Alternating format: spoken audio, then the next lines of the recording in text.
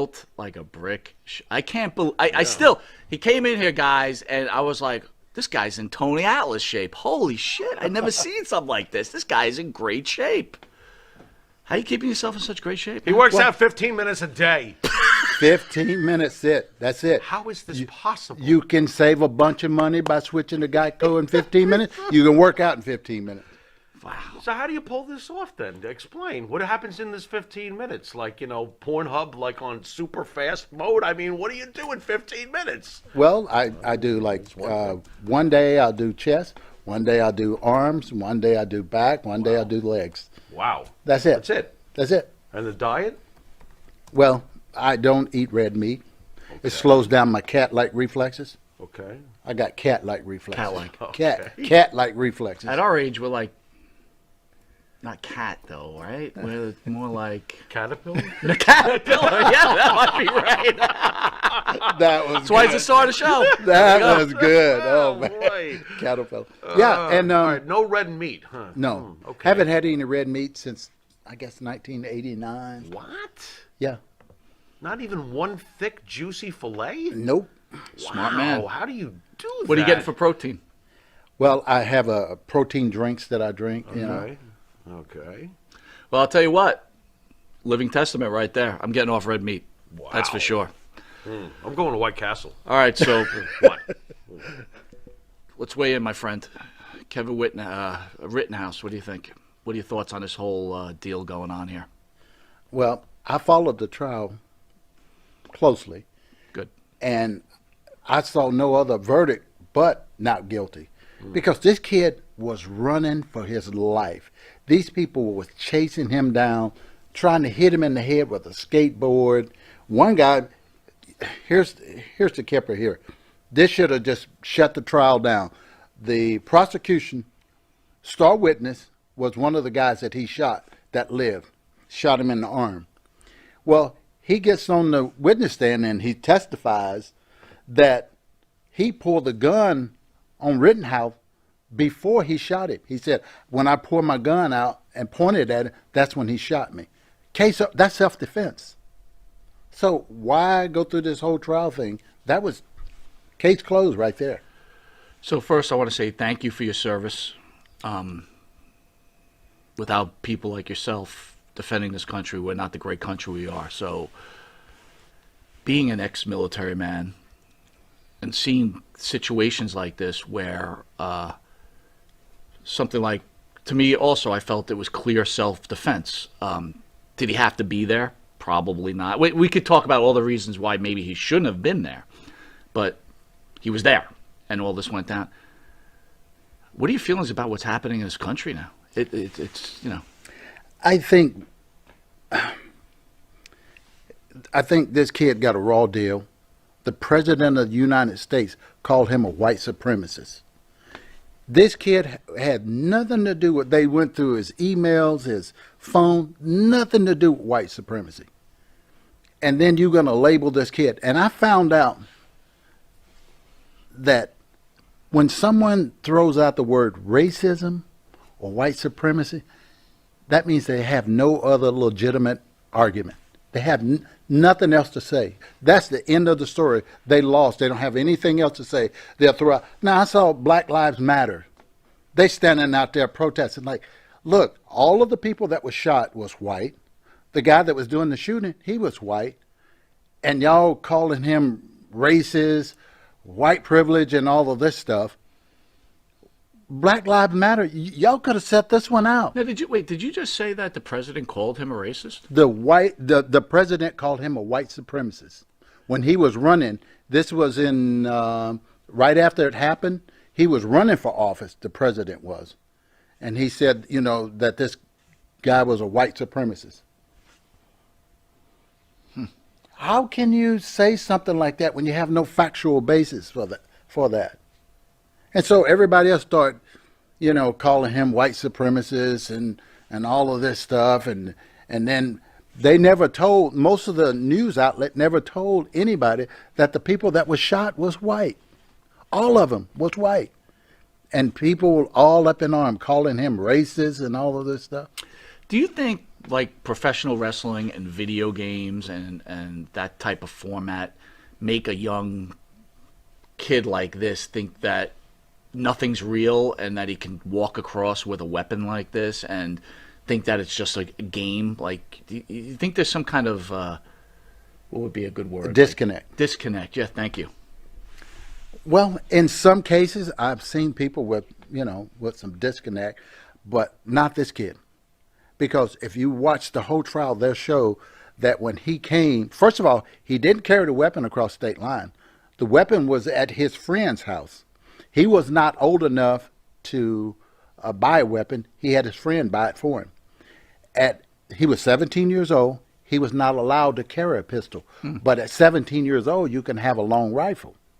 And it was kept at his friend's house. So he lived across the border in Illinois, and he drove over to his friend's house, which is only like 15, 20 miles away, and got his weapon. And he was hired to provide security at the car lot. It's called Car Source. I think that's what it was. They had a couple of car lots there in that town. And the kid was there to provide security. But before all of this, the day before the kid came there to Kenosha, he was helping clean the graffiti off the walls. And there's pictures of him cleaning graffiti off the wall. Now, he was trained and he was working as a part-time fireman, medic type thing. So he was getting training for that. So the whole time he had his AR-15 on, he had a medical bag. And he's walking down the street. There's video of him walking down the street asking anybody if they need any medical attention. Wow. During the riot, do you need any medical attention? And he had his weapon right here. And he actually helped a couple of people that had some minor injuries. And he's walking down. People were setting fires, and he would get a fire extinguisher and put it out. And the people got mad because he was putting out the fires.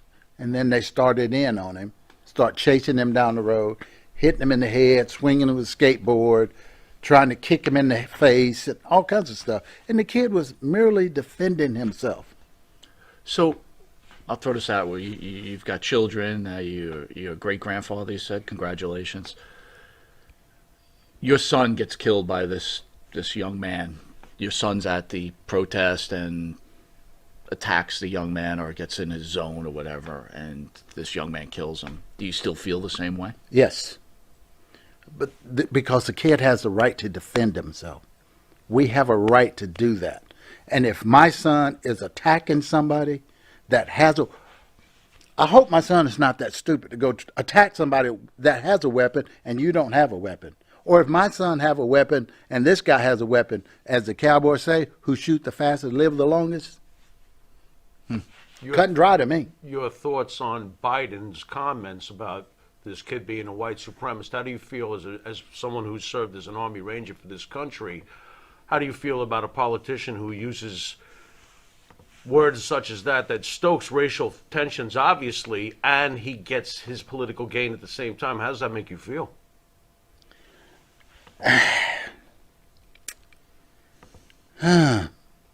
Because to me, it doesn't get much more evil than that. I don't know where to start on that. And I was shocked that someone that's running for the office of the president would make a statement without having any factual basis. And that tells you all you need to know about, that person.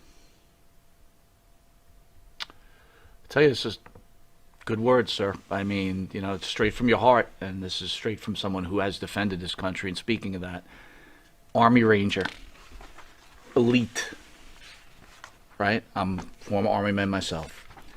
Much respect to airborne Rangers who, God knows what you did, but can you tell people what you did as an Army Ranger and what kind of skirmishes you might have gotten into?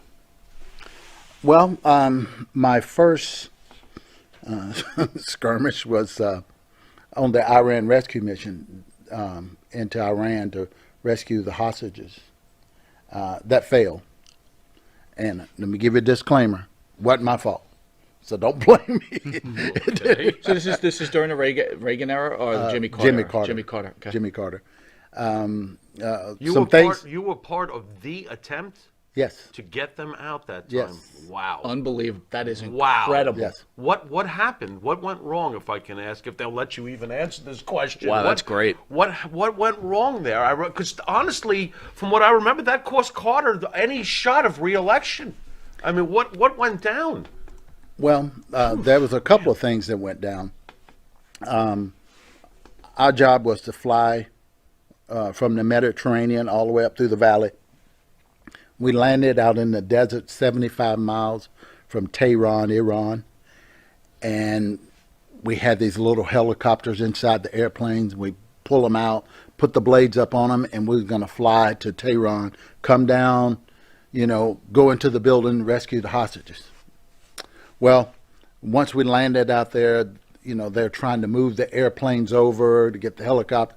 And one of the airplanes ran into a helicopter and it blew up. Oh. And so they told us, we got to get back out there. We got to go. And, Rangers' mission is mission before man. We still got enough. Let's go do the mission. But at this time, things wasn't coordinated because you had Army pilots flying Navy helicopters, and you had a Navy admiral that was over the whole operation who knew nothing about what we do. As Ranger Special Operations, he knew nothing. So they just aborted the mission, and we left the bodies there. And when we get back to the United States, you could see on the news they dragging burnt bodies through the streets of Tehran. Yep, I remember that. Yeah. And so we learned a lot of lessons from that. That's when they start forming JSOC, Joint Operation Task Force and all that stuff, and try to coordinate things a little bit better between the different branches of service. And then in '83, I fought in Grenada. Matter of fact, let me give you a little history on the Grenada. Yeah. October the 25th, 1983, we parachuted in on the island of Grenada. It was the lowest military parachute jump in history. I was the fifth person to parachute in on the That was a island. 500-foot dropper. 500 Right. foot. Right. That's pretty low.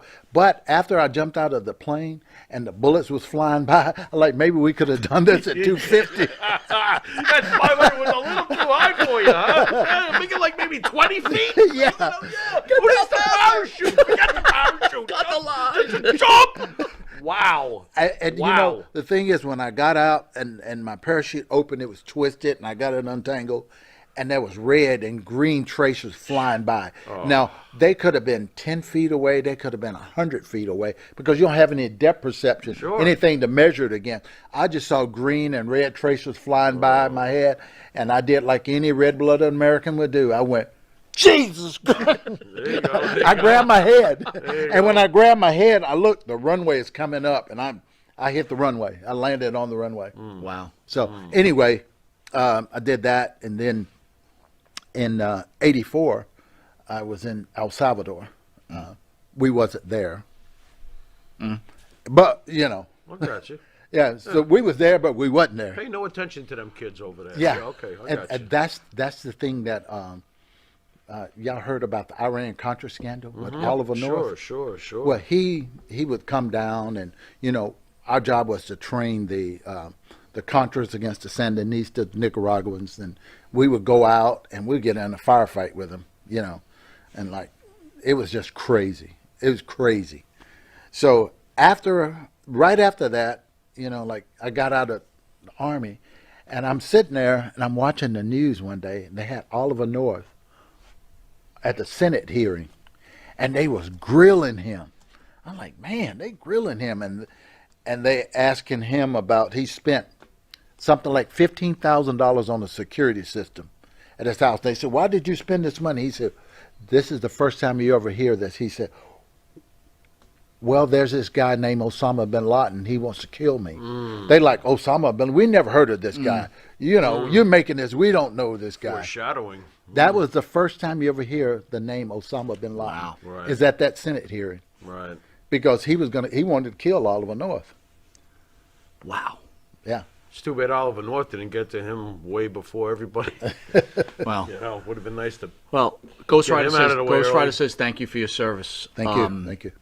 We'll be right back. I have it down. I need your permission. I have it down. My We'll be right permission? back at a commercial break with NWA superstar Ranger Ross. But I think I want to say we'll be back at this commercial break with American Hero Ranger Ross. Yeah, that works. We'll send it out. Yeah, we'll be right back with American Hero, Ranger Ross. See you in a sec. Jimmy, I got to take a dump. What? No.